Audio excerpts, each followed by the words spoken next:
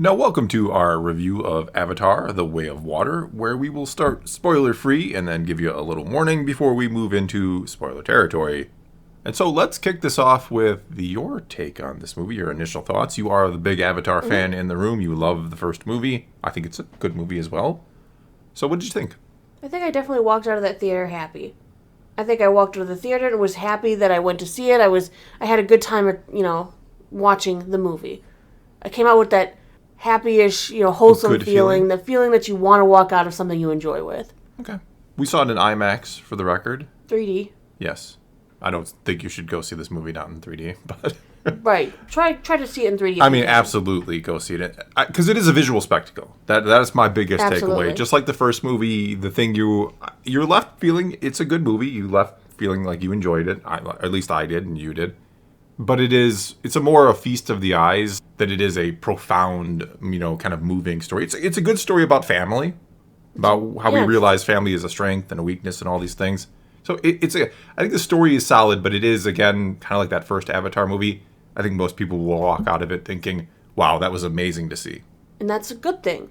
The visuals were beautiful, breathtaking. Some of them are just jaw-dropping. You forget you're watching CGI, honestly, at times. I agree entirely. You forget that pretty much everything you're seeing is motion captured, people, of course, but that everything is digitally created is mind-blowing, or more or less everything. I'm sure there are live-action things in there as well. Everything just looks so perfect. The emotions read through everything.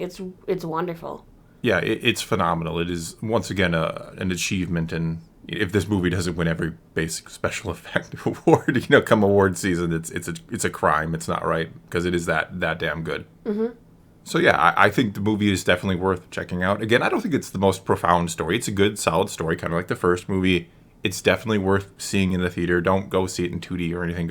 If you got an IMAX near you, I think it is worth it to just see the big screen, and it's breathtaking. It truly is. So definitely recommend it in that respect. And now let's kind of spoiler warning, move into spoiler territory. Absolutely.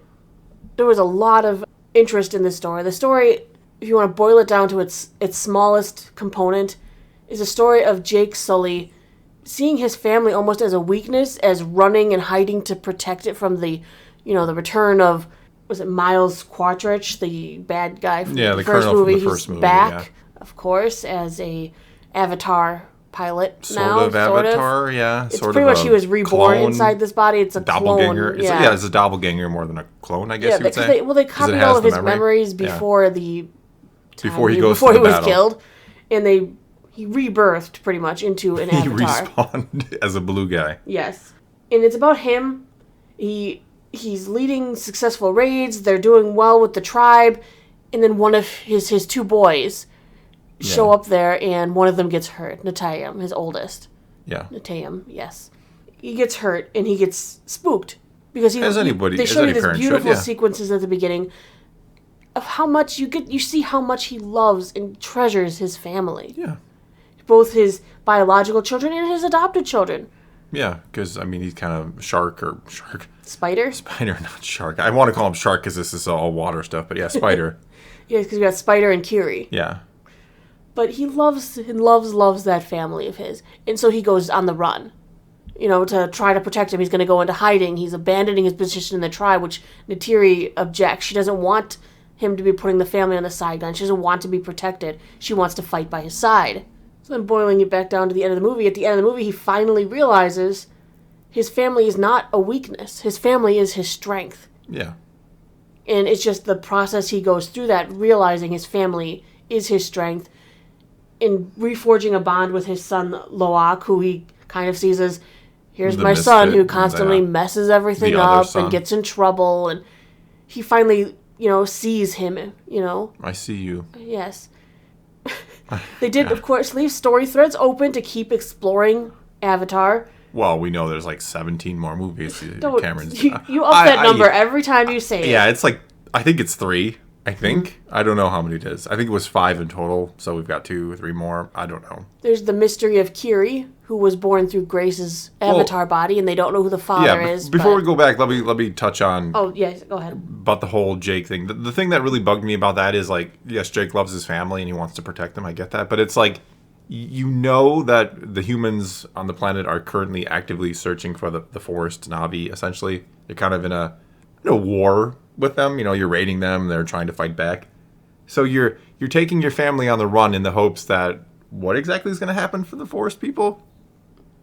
That they're going to stop attacking them because they're somehow going to know Jake isn't with them anymore? Maybe if the forest people stop attacking, maybe if Jake stops provoking the forest people into attacking, then they can go into hiding themselves, and maybe they won't be so much of a target. I guess. Maybe they're only a target because Jake was leading them against them. Yeah, but do you think they're just going to stop and leave them alone now? They're going to assume Jake is still with them. Well, I don't know. The speeches Jake was giving later in the show about, no, let's not, because later was the other group of Avatar, the other Na'vi he meets, he's convincing them not to fight. Yeah. Do you not think he gave the same speech when he left? Well, sure, but the problem is you've already provoked them. Right. The humans know you're there. They're just assuming you're probably laying the next trap. They're going to be looking for you still. I mean, they brought in their own blue team, basically. But their blue team all went after Jake. Remember, they said without those blue people there to kind of fool the natives, their planes can't get into those mountains. They get attacked by all of the wildlife, all of the... Yeah, but my point is, like, they're still would, in theory, be after the forest people. If I'm going to leave this group of people that I've kind of gotten into this war... that I'm leading, I'm their chieftain, whatever you want to call him. Like, I don't know that I could just be like, well, I'm going to take my family and bail, and they're probably going to keep coming for you, but good luck. Well, like I said, though, they almost in a way tried to explain it by saying the whole reason that this blue team, as we're calling them... I think they were actually called Blue Team. Quadrage's team? I think they literally were called Blue Team, I think so, too. But the whole reason they were even able to infiltrate the area around where the forest Na'vi set up their base was because they were blue. Sure. And and it tricked the indigenous wildlife. Because remember, they showed a sequence at the beginning. Any times that they tried to probe into that area, I get all that. They got just decimated. Well, that doesn't mean they're going to give up. Stay there. That doesn't mean you're going to give up your attack just because you have an obstacle. That's why they brought in the blue team, because they want to get in there. Yeah, because they found out that Jake wasn't there anymore. Yeah. My point is, like, what was going through Jake's mind when he left? Did he think they're just going to stop attacking? I mean, I guess he did. He even says that. He thinks that they will stop attacking because they were going to come after him entirely. He's a former soldier. He's got to know that they're there to take whatever they want, and they see the Na'vi as a pest. So they're going to still try to eliminate the pest. Right, and they probably will go back to it, but I think they feel they have to take out Jake first. Yeah, I'm not saying it ruins the movie. I'm just saying from my point of view, if you're putting yourself in Jake's perspective as a leader, he's taken on the mantle of leader. That's I got to get my family out of here. You guys should be good. They should leave you alone. But if they don't, sorry, it's kind of a crappy thing to do. I'm calling it as I see it. I really liked when we moved on to the let's call them the ocean tribe of Na'vi, the water tribe. Water blue people. I loved that they had a different aesthetic. I didn't ever notice it in the trailers. They were a lighter blue and they had different hands. Well, the lighter blue I really liked because it obviously made it so it was really easy to spot Jake's family amongst the group because they're a different shade of blue. Yeah. But they had the wide tail that aids them in swimming. Their hands had like a fin on their forearm as well as on their feet, all to help them with swimming. They probably have bigger lungs, though that's not confirmed. No. Because they did teach the family how to breathe better. Breathe from here. Yes. Your diaphragm. Yeah. I think that's a singing thing, too. I loved how they were aesthetically different from Forest Na'vi. Yeah, I thought that was cool. Mm-hmm. They've evolved differently. Yes, because of where they were born and their location. Also, all of the creatures for the oceans were beautiful. Oh, again, it goes back to what we said at the start. Like, aesthetically, this is probably the most gorgeous movie I've ever seen. Just everything, every little detail is flawless. It makes you feel like you're on a different planet entirely, with different species and different alien race and all these things. It's mind-blowing. Mm-hmm. Then they brought in the whales. They're not whales, they were tucas? What? We're not going to know. Whales. Yes. They're called whales. I'm calling them whales. We brought them in, and they were amazing. More intelligent than intelligent than people. and being harvested for their gland, their which brain. can make a human immortal for about $80 million or something. Yeah, that whole tube was like 80 million. That was a lot. Yeah. Ugh. Well, what price wouldn't you pay for immortality, But right? I liked that the Na'vi could literally communicate with them because they were that smart. They understood Yeah. the language. That they were writing songs and stuff too? Yes, it was so beautiful to see that, look, we have this planet, but the only intelligent creature on it happens to be the humanoids. No, they spread us out and said, look at this. Because we've always said that how smart dolphins and things are. Well, ravens. Look at birds. A lot of Right. birds are highly intelligent. And this is showing a symbiotic relationship between what you would call, an ocean creature and the sentient, dominant land creatures. Yeah. And it was amazing to see that harmony, to see that they have such a kinship with the land that they acknowledge another creature's intelligence, and they bond with them. Yeah, there are certainly, points to be made against modern humanity. I mean, the humans are the bad guys in the story. And certainly there are themes and messages about... Not all the humans, but yes. Well, no, but I mean, there are, I don't have a problem with it per se, that there are themes and messages about respecting nature. As I've said before in videos, I think I've said on this channel, like, you can have your stance on climate change and all these things, but I think we should and can all agree we should take care of the planet we live on, right? We could keep it clean and try to find better means of which to live upon it, right? Well, as Jake said in the first movie, the humans killed their Yeah. Earth Mother, and whereas they live in harmony with their environment, with nature. Yeah, we kind of see nature as a burden sometimes here on planet Earth. I certainly, like I said, I don't want to get into the whole debate and discussion around that because we try to keep things light and fun-hearted. But I think we can all agree keeping Earth clean is a good idea. Definitely. I don't want to live on Mars. It's not suited for humans. You don't want to live on Pandora? Well, if I could breathe the air, sure. That's the big problem with them, colonizing it is, are they going to... Because it is established in the film, they want to just take over the whole planet at this point, which... Right, they're looking to set up a looking new for Earth home. 2, which was a series way back in the day. Maybe someone will remember. But, yeah, they want to colonize Pandora. They want to turn it into Earth 2. I'm sure they want to change that environment, or they're just going to make dome cities. I don't know. Mm-hmm. Right, and they don't see the problem that turning this planet into the second Earth isn't going to solve their problems. They'll eventually run this one dry, too. Yeah. Yeah, they're implying the humans are kind of parasites. We're the bad guys, which... Again, depending on your point of view, you might find annoying that message. You might agree with it. I don't know. I don't care. I'm trying to judge the movie as is. They did set up plenty of ties to go forward into the next movie. I mean, they have the Secret of Kiri. Yeah, we have our Jedi. Well, she was using the Force, right? The blue No, Force? she wasn't using the Force. The blue Force. She was communing with Yeah. nature, and they were assisting her. Yes. Just like they assisted Natiri in the first movie. She is the avatar of the planet. Yes, that's And what so- we decided. Yeah, we talked about that. Was the only thing we talked about. We kind of just... I love going to movies with you now because we don't say anything to each Yeah, other. it's weird. But that one we did talk about. That the avatar name, the franchise name, I think more means that the people are the avatar of the planet. But it was Especially Force Jedi, blue girl. I can't like I remember said, her the name. Kiri. Kiri, yeah. Yes, they set her up very, very much to carry forward into the future of the franchise because of the fact that she had a vision. She saw, Grace's avatar body. She asked about who her father was and got cut off and then had a seizure. Well, I don't think I think the seizure was just kind of from being cut off. I think she was Well, fine. I don't know. It was kind of strange because for about 2 minutes they tried to bring in the guy from the first one and do kind yeah. of some scientific stuff and Norm. it's just a seizure, and then they kind of just dropped that whole idea that it would be. He said it was a seizure, it was epilepsy. Yeah, and then the wife of the chieftain, She's just like, she comes in like, nah, man, I got this covered. Yeah, she saves him, but now Jake is worried because he thinks yeah, she of has course. epilepsy and she shouldn't connect with the ancestor trees. Any father's going to be worried that your daughter, she's going to drown herself if she has a seizure underwater, right? That's the whole message there. Mm-hmm. It's just interesting in the fact that she's set up to move forward. All of the kids were set up very, to move forward. And I like that we actually got, distinct personalities with all of them, too. It wasn't just, generic, there are the kids. Which you needed to do because they needed, especially the two sons, you needed to have them Tam be different and because, Lot. I mean, let's be real, Lot. they do look very similar. It's kind of hard. If you see them independent of each other, you're like, is that the older one or the younger one? Right. That's why they had different hairstyles. Yeah. I mean, they tried, and they definitely had different personalities. And I kind of figured the older one was going to be the one who, bit the bullet. I figured one of the family members had to die, and the oldest son was the obvious choice. So Because There he you was the responsible. yes, I mean, yeah, he still got suckered into the younger brother's stuff, but he went along to try and protect him, and you know that. Yeah. He was a good older brother, and Loak was, the second son, the more rebellious one, wants to prove himself, and you could just see how they were all different. And then you had little Took, Yeah. the little bratty sister. If you don't take me with, I'm telling. Yeah. As the youngest, that was me back in the day with my family. But just seeing the world through their eyes was amazing too.